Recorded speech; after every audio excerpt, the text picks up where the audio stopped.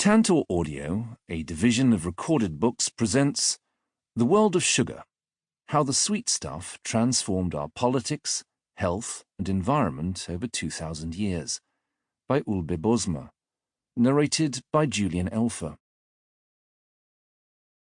Introduction. To see how important sugar has become in our lives, we need only take some packaged food from our kitchen shelves and read the ingredient labels. Sugar is listed on almost every one. Sugar has fundamentally changed how we feed ourselves, has deeply affected human relations through its close relationship with slavery, and has caused extensive environmental degradation. These are stunning facts, given that sugar was unknown for most of human history. It took time for our simple white sugar to become quotidian because it is difficult to make. Much more difficult than salt, for instance. It requires ingenuity and patience to extract from plant material the complex sucrose molecule C12H22O11, a disaccharide or compound sugar that couples sweeter fructose and less sweet glucose molecules.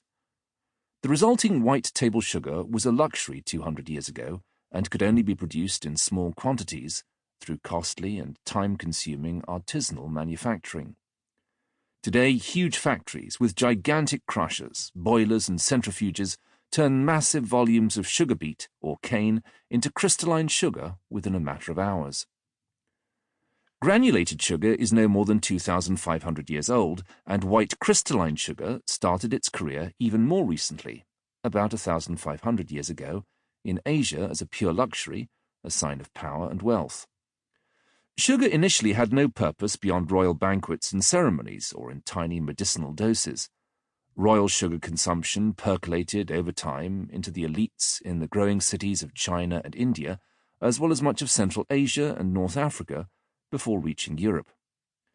By the 13th century, sugar-making skills had developed sufficiently for sugar to take off as a major commercial item throughout Eurasia. The history of sugar capitalism began in Asia, where most of the world's sugar was produced until the 1870s.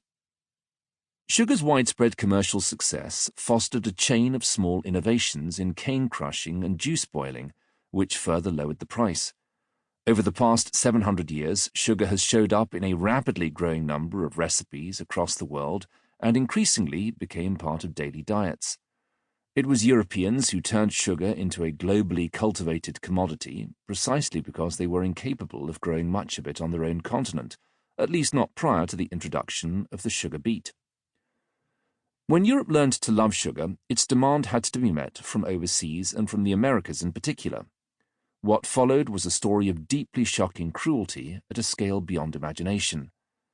Between half and two-thirds of the 12.5 million Africans shipped across the Atlantic Ocean in the course of the slave trade were destined for sugar plantations.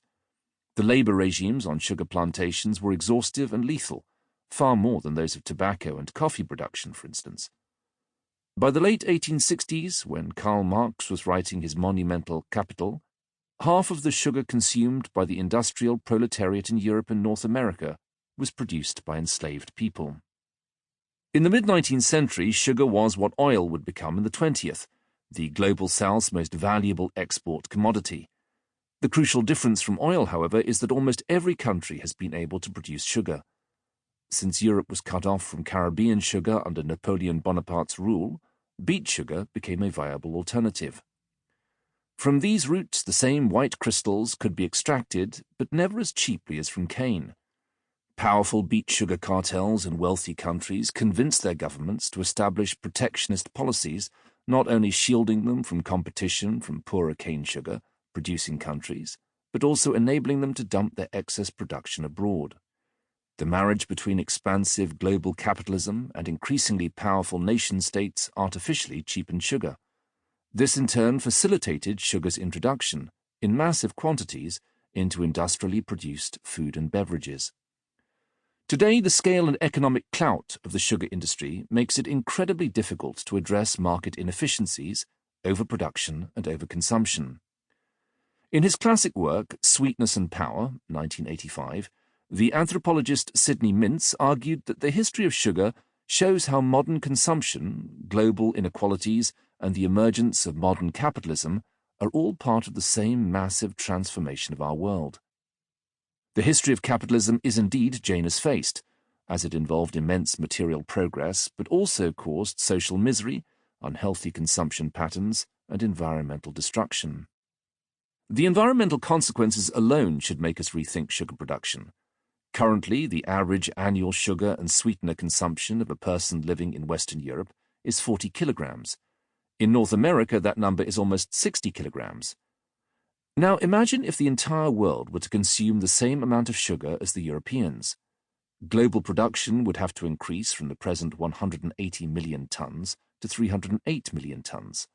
This would cause an almost proportionate gobbling up of land, since increasing productivity per acre is rarely possible these days. And keep in mind that ever more land is already being used for cane cultivation to produce ethanol as a so-called biofuel. The industry that disgorges sugar in immense volumes has emerged as a formidable adversary to the medical profession, which spent the past century warning against excessive sugar consumption.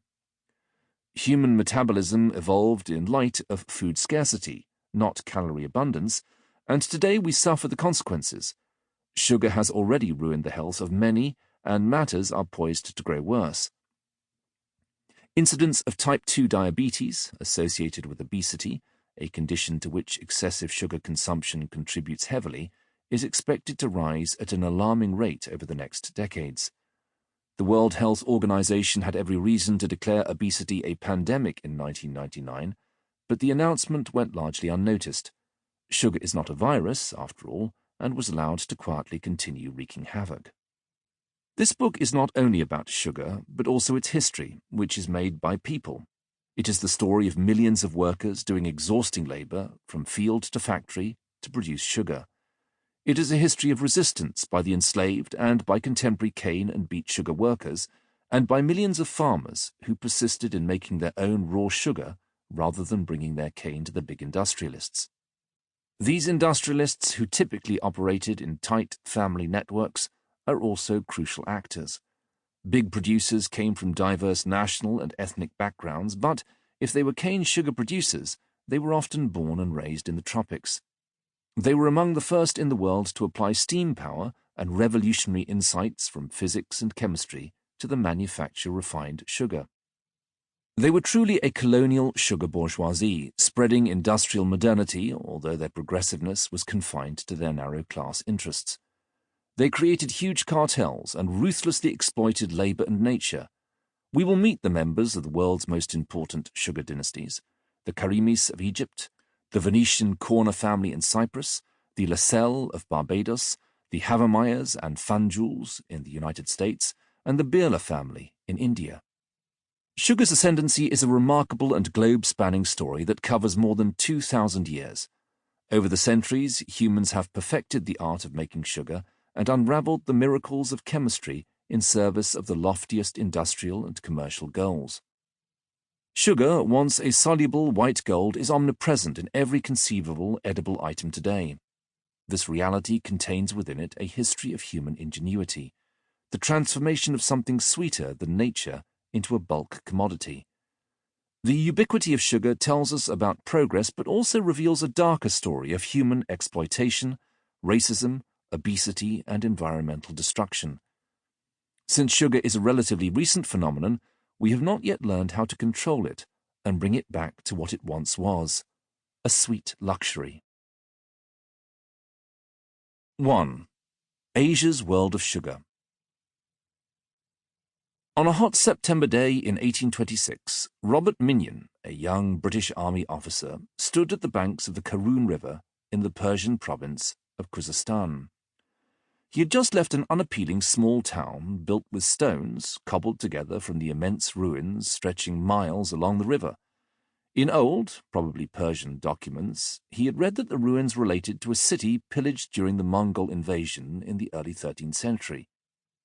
The army officer saw ruins of aqueducts, bridges, temples, and palaces, but also objects that he found hard to identify. In every direction I found vast heaps of circular flat stones, perforated in the centre, apparently used for the purpose of grinding grain.